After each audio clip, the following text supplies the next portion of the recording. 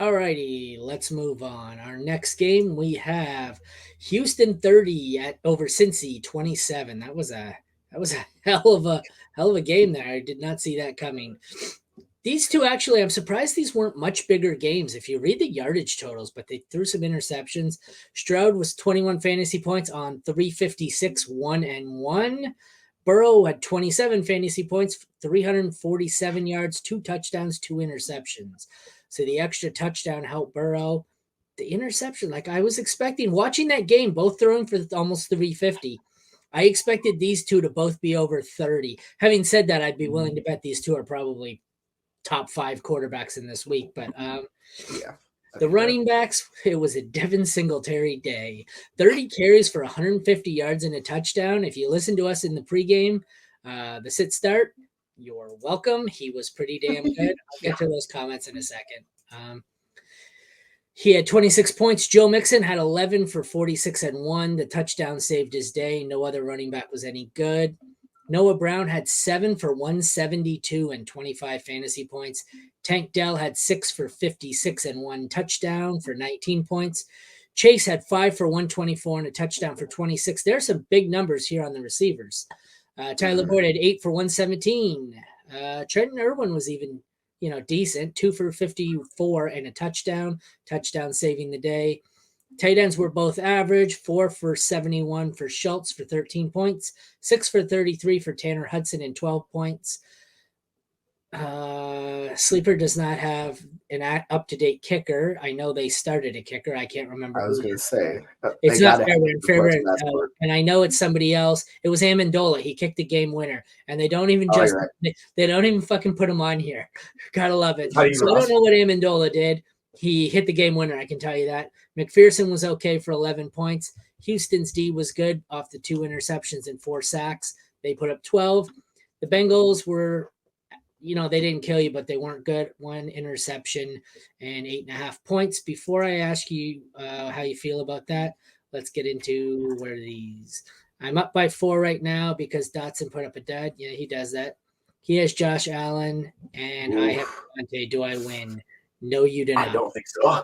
I would not feel good in that situation.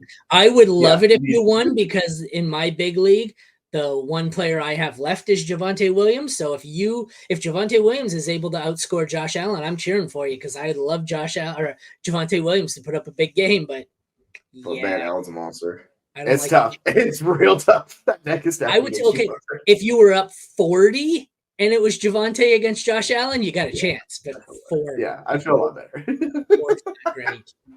Not great. Yeah, you're going to be sweating it out tomorrow night. So what do you think about this one? CJ Stroud is a goddamn stud. Like, he is incredible. As a rookie quarterback, like, I was talking about this earlier today. I was like, this guy deserves to be an MVP discussion. What he's doing as a rookie is just, it's insane. He, took him down, game-winning drive, no problem. It didn't even matter. He wasn't phased. It reminds me of Joe Burrow, how we talked about Burrow coming on a couple years ago.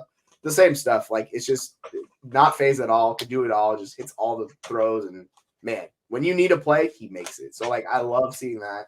Yeah, we talked about Singletary. That was awesome. I do not expect him to go 30 for $150, but since he does give up a lot of explosive runs, so that's part of it, right? That's the issue they have, and they got shredded by Singletary. And Tank Dell, I love Tank Dell. 14 targets. That's just if Nico is out, you could just fire up Tank Dell all the time, and he will be great for you. So yeah, there's a ton of things I'd take away, but those are the pieces. Houston's for real, and they're going to push for a playoff spot this year. That's my main overall takeaway. There were a lot of good players in this one, but people are getting a little carried away with Houston, I think. I won't say who, but someone the other day said they predict that this was 2 days ago, going into the week, that Houston finishes the season at 14-3. Yeah, that was Colin. I was like, whoa, dude, easy. Dude, well, we did that. Dude, 14-3. They're 5-4 right now. Yeah. What are they going to lose a loss? You win, you beat someone so much they take away one of your losses. How does that work? How do you finish 14-3 when you're 5-4? The math on that doesn't check out for me. I don't know about you. Not at all. But yeah, I was I mean, seriously, with Jacksonville's offensive struggles, we'll get to them in a little bit. Houston's going to be a problem for them, winning that division. They're closing the gap. So Jacksonville needs to figure it out. But yeah, and Cincy, they had the opportunities to win the game. They just didn't. Burrow threw that costly interception. it would suck. But for fantasy, like Jamar Chase, he was a stud. Tyler Boyd, like we talked about. Joe Mixon got you there in volume, which, and it's not like you were starting a tight end for the Bengals. Nobody was that bold, right? I So think Houston might be the overall, best team in that division. yeah, I think they definitely could be. Like Stroud's playing at a level as good as Burrow, if not better, right now. So it's like he's the best quarterback in the division. Like that's going to give him a chance every week. They are really good. Just goes to So show you, props to though, D'Amico Ryans. both these teams you can start the top two receivers and a running back here, which is amazing that Singletary was this good and Pierce is that bad. I wonder if just Singletary just gets completely benched here, or Pierce gets benched. Well, yeah, because he was out for this game, so No, that's what I mean. Like, time. if Singletary comes in and does that, it's clearly not an offensive line. Like the matchup wasn't anything to write home about. You got a guy who can't do anything, and then Singletary comes in and he's like, "No, I got this. Fuck the offensive line. I'll run for 150." So, well, like the OC Sloak was talking about it, and he said he fits the offense so much better. Like what the type of offense they're trying to run, Singletary fits it to like way better. So it honestly wouldn't surprise me if they just roll with him moving forward, and Pierce plays like an ancillary role. That might be, I'm going to add to it right now, but that might be my waiver wire ad here of the week. Mm-hmm.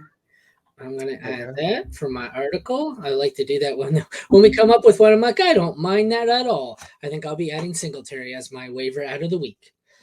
Yeah, he's still on like in the redraft. He's only at 52% roster on sleeper, so he's going to be. I got him on waivers this morning on a league where I had so many players on bye or injured, and I put in a waiver claim on someone else, and it didn't go through, and it runs nightly waivers even after the original one. I fucking hate that. So this morning last night I put in like 4 claims on just absolute dog water running backs, and I got Singletary. I don't know if I think he was in my lineup because I had Pierce and Pierce was out. So I was like, ooh, lucky me. 26 points. They play Arizona next week, so hello fancy points. Yeah. So add him to my waiver column.